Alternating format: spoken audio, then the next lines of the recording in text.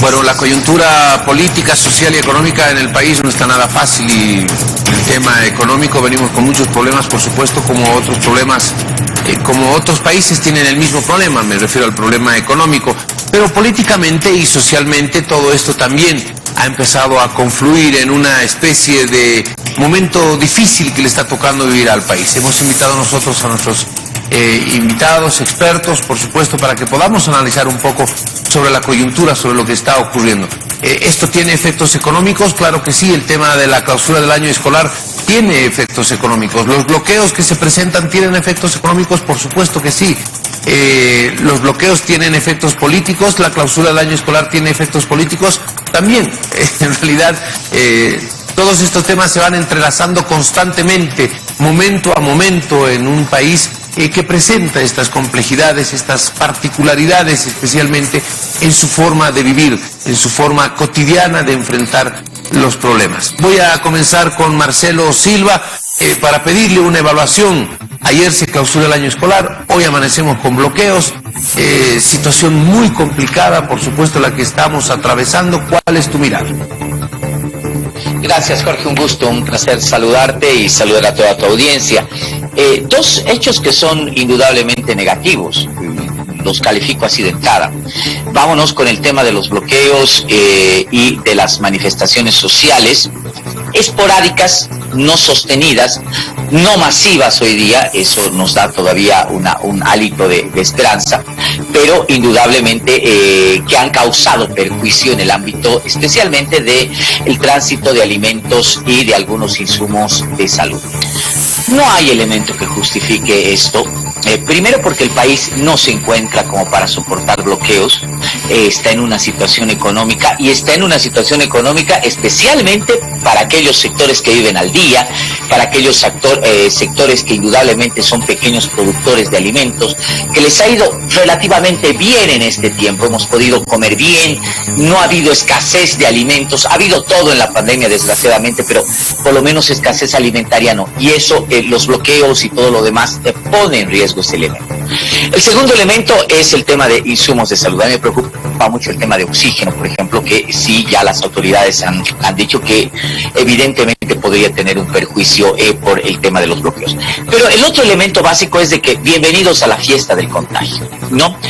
Es muy difícil pensar ya a estas alturas de la vida y con la carga viral que tenemos en occidente del país, que estas movilizaciones y estas manifestaciones no tengan una consecuencia en el ámbito de la pandemia.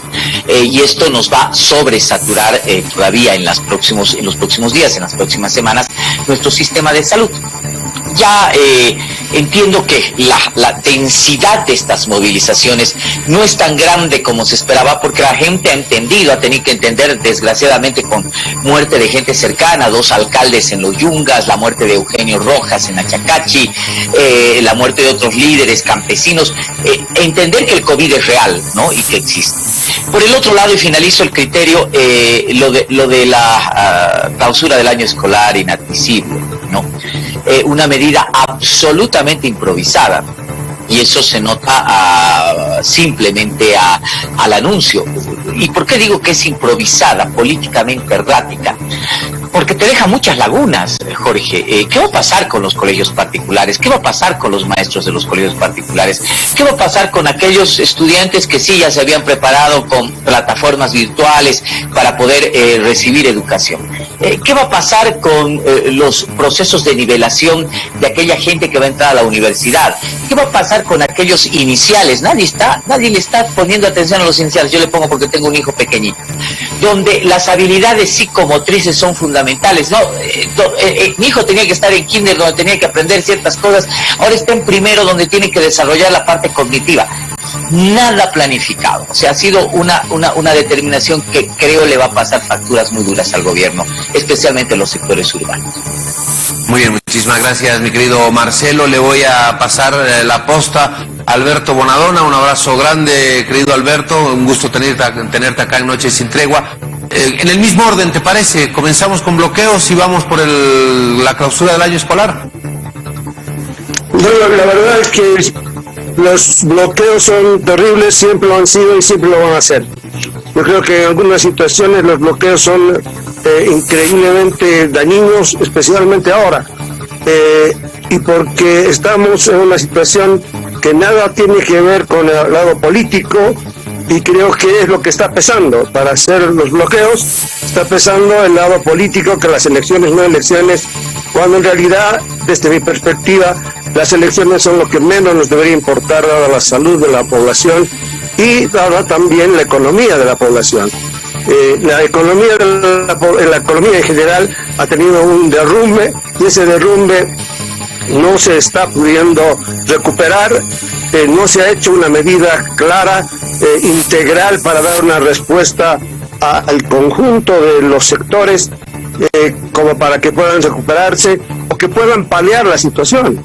Yo he planteado desde un inicio que debería haber un programa de desempleo para todos los sectores, no exclusivamente para gente que de pronto se encuentra sin ingreso temporal, sino para todos los sectores, y de esa manera también aliviar a la parte empresarial, pero esto pensado en una forma que pueda incorporar a la mayoría de las personas que se ven afectadas en el empleo, ya sea porque su ingreso ha caído a medias o ha caído totalmente. Esto no se ha dado y no se va a dar.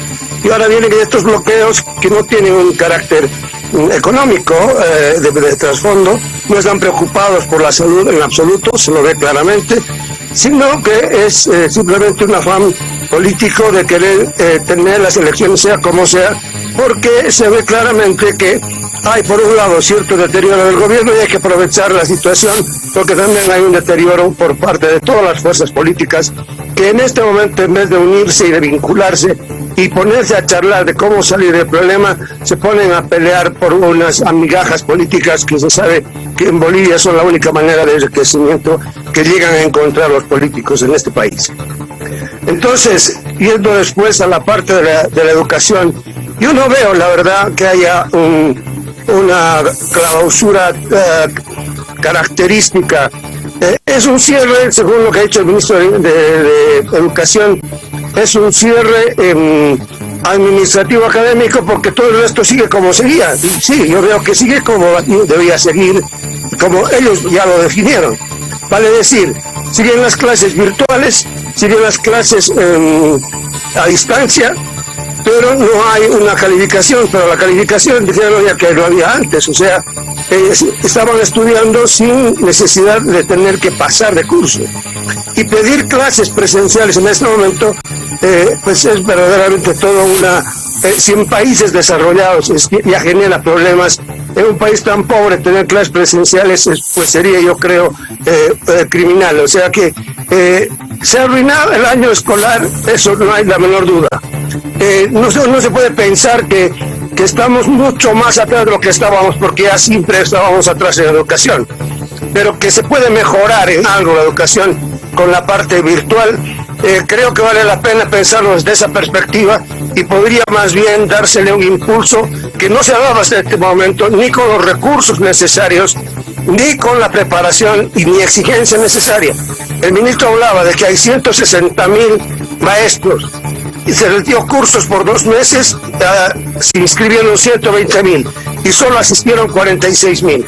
Bueno, a ese paso, los maestros lo que quieren, no sé qué es lo que quieren. Entiendo que quieran pasar clases presenciales para hacerlas mejor, pero eso es imposible. Hay ciertos sectores que se van a perjudicar inevitable. Aquí, en Estados Unidos, en Nueva Zelanda, en Finlandia, donde sea, en todas partes ha tenido que haber un cambio con mayor o menor grado. En algunos lugares más industrializados, la educación virtual está mucho más avanzada, particularmente en las universidades. Pero para otros sectores eso es algo relativamente innovador en todas partes del mundo. Querer hacer avanzar a Bolivia en ese sentido me parece muy positivo, y en ese sentido no veo del todo mal la explicación que ha dado el ministro de Educación. Muy bien. Lo que decía el viceministro precisamente antes de ingresar en la entrevista con ustedes, entiendo la han estado siguiendo, es que a partir de ahora el año escolar tiene un cierre administrativo. Administrativamente nuestros hijos pasaron al siguiente nivel. En el caso mío, mis hijos se graduaron de bachilleres ayer. En el caso Marcelo, tu hijo chiquitito pasa al siguiente nivel, ¿cierto? A primero básico. Bueno, ahí están las cosas. Pero que a partir de aquí podría existir una situación de complementariedad de la formación que tendrán que ponerse de acuerdo entre los padres de familia, en el caso de los colegios privados, entre los padres de familia y el colegio, como para ir complementando, pero que administrativamente ya el paso de siguiente nivel está definido. Ahora, vuelvo al tema de los bloqueos, y lo hemos hablado esto ya, no es la primera vez que lo estamos hablando, querido Marcelo. ¿Cuánto más? ¿Hasta dónde más puede ir? ¿Es verdaderamente una cuestión reivindicativa de que las elecciones sean el 6 de septiembre, no podemos esperar un mes y 12 días más? ¿O es que más que todo, como el gobierno calificaba, una señal, un mensaje que está enviando la COP y el movimiento al socialismo? Antes también de esta entrevista estaba con nosotros el viceministro del Régimen Interior y señalaba precisamente aquello. Bueno, a ver, Jorge, lo hemos venido diciendo desde hace buen rato. El país tiene que mirar dos curvas, ¿no? Una curva de la subida de los contagios, que parece en el occidente estar realmente empinada. Y la otra curva es ver la sostenibilidad y la subida de la movilización social. Me da la impresión, y siempre lo he dicho, de que el tema de la fecha de elecciones es una coartada para desestabilizar y generar inestabilidad política en el país, inestabilidad social. La fecha, que sí debería ser la fecha top, en eso estoy de acuerdo, del 18 de octubre que pone el Tribunal Supremo Electoral, es una fecha mucho más propicia para el proceso electoral. Y creo que la gente del MAS lo sabe, no creo que no lo sepa. El 6 de septiembre, querido Jorge, como van las cosas, vamos a estar estallando en la parte occidental. El oriente ya está entrando en meseta, pero en la parte occidental vamos a estar en un estallido tremendo de casos. Yo no creo que nadie piense ni siquiera en ir a votar. Seguramente estará preocupada, como hoy día, de comprar una aspirina, de poderse hacer una prueba, de poder encontrar un espacio en algún centro de atención médica, ni siquiera de terapia intensiva, sino solamente airecito para sostenerse. Es decir, creo que es una coartada, es decir, el MAS lo sabe, y la cosa es entrar a un proceso de desestabilización. Yo creo, sin embargo, que esta curva de problemática social puede de alguna manera ser atenuada, no sé cuánto, esto es jugar un poco a futurología, y no quisiera hacerlo, pero yo creo que puede ser atenuada por el desarrollo de la otra curva. Hoy realmente se han comenzado con los bloqueos, pero he visto la utilización incluso de niños en los bloqueos. Y esa utilización de niños porque no había mucha gente en algunos lugares. Unas movilizaciones que cada vez van a ir menguando más en función de que la gente está empezando a tener pánico, está empezando a tener terror. Sus líderes indígenas, sus líderes locales están empezando a morir por el tema de la enfermedad. Entonces, yo creo que eso podría atenuar en algo la subida o la escalada de los problemas sociales. Pero bueno, uno no sabe. De todas maneras, Jorge, hay que prestarle atención a cómo va el tema, que te digo, tiene un trasfondo de desestabilización, y en eso no cabe ni la menor. No sé si comparte el mismo criterio Alberto Bonadona respecto a este tema de los bloqueos, mensajes, desestabilización, reivindicación, fecha de elecciones, economía. No sé si comparte los mismos criterios que Marcelo, tiene una mirada. Sí, básicamente sí, pero a mí la verdad lo que más me preocupa es la parte económica, porque no hay una respuesta muy clara. No hay una respuesta muy clara porque la respuesta económica ha venido por goteos. Primero un bonito, después otro bono, ahora viene otro bono, y la pelea se va al campo de la asamblea para ver si aceptamos o no los créditos externos, lo cual es una soberana estupidez. Decir, nosotros vamos a bloquear, queremos ahora saber en qué van a gastar. Caramba, si hubiéramos hecho eso 14 años, estaríamos en jaujas todavía sin los problemas económicos que tenemos. Bueno, son unos tarados haberles permitido al MAS haber hecho las barbaridades que ha hecho. Pero bueno, las hizo. Y ahora ellos se ponen de grandes fiscalizadores cuando es más importante y necesario tener los dineros que están trancados en la Asamblea Nacional. Ese tipo de situación me preocupa mucho, y la alta improvisación que se ha dado en el uso de algunos recursos cuando debería haberse pensado mucho mejor para hacerlo más planificado y no estar cada mes 500 por aquí, 400 por allá. Debería haberse pensado en cómo se va a dar un ingreso más continuo, cosa que las familias puedan pensar en que este asunto tiene un soporte y no estar pensando en que, que sigo perdiendo el tiempo saliendo a la calle porque no saben qué hacer en su casa, me imagino. Pero si hubiera una situación en que el gobierno hubiera dicho, se va a dar un ingreso, por decirte, 500 bolivianos mensuales durante el tiempo que dure esto, más 2 meses. Se hubiera encontrado mejor respaldo a muchas cosas de las que se pueden hacer. Por otro lado, que en algunos casos está bien pensado, son cosas que deberían haberse hecho para ayudar al manejo de las empresas, como a la rendición de a los pagos que se tienen que hacer a impuestos de forma mucho más estructurada. Entonces ahí puede haber algún tipo de solapamiento, el que paga un poco más y otro menos, pero en general creo que es de las cosas más claras que ha podido hacer estos 10 puntos sobre los impuestos que ha hecho el gobierno en los días pasados. El resto, por ejemplo, el pensar de que el gran apoyo va a venir por la banca y darle más dinero a la banca que a la que tuvo, y la banca, cuando en realidad el planteamiento no viene por lo de la banca, porque lo que la banca quiere es ganar más plata, y el único banco que se queda con el asunto de poder dar el crédito 1, 2, 3 es el Banco de la Unión. ¿Por qué? Porque es mayoritariamente del Estado. Pero no hay un planteamiento de nuevo ahí de efectivamente ponerle a la banca el cinturón bien puesto, para que pueda apoyar a la población, porque es la población la que lo apoya a través de las FPs, lo apoyan a la banca, apoyan con todas las facilidades que le dan ahora para cobrar impuestos en medio de la pandemia. Y así sucesivamente. No les permite mayores atrasos a la gente, sino hasta el punto en que la banca no va a perder. Esas son situaciones que yo creo que deberían discutirse muy claramente. Lo propio con las dueñas de las ¿qué se llama? De Entel aceptado, pero de Viva o de Tigo, y que se ponen muy hechas las primadonas para no apoyar a la educación, por ejemplo, ¿no? Entonces son situaciones que creo que deberían ingresarse más en un sentido, por esta vez así hablando, no quisiera sonar chauvinista, pero se necesita ser patriota en este momento más que ningún otro, porque la economía se nos está desplomando y va a ser todos los que perdamos en una situación como la que estamos viviendo. Marcelo, te veía sentir con la cabeza. Sí. Adelante, Marcelo. Por favor, lo que pasa es que Alberto siempre tiene una muy buena visión, una visión absolutamente positiva, un maestro en el ámbito económico, pero permíteme, por favor, venir aquí y ser el malo de la película, pues, ¿no? Yo lo veo con ojos absolutamente políticos, y ese es el problema que precisamente está reclamando Alberto.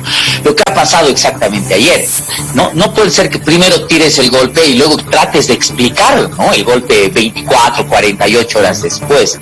El gran problema del gobierno es que es un gobierno en el ámbito económico y político esquizofrénico.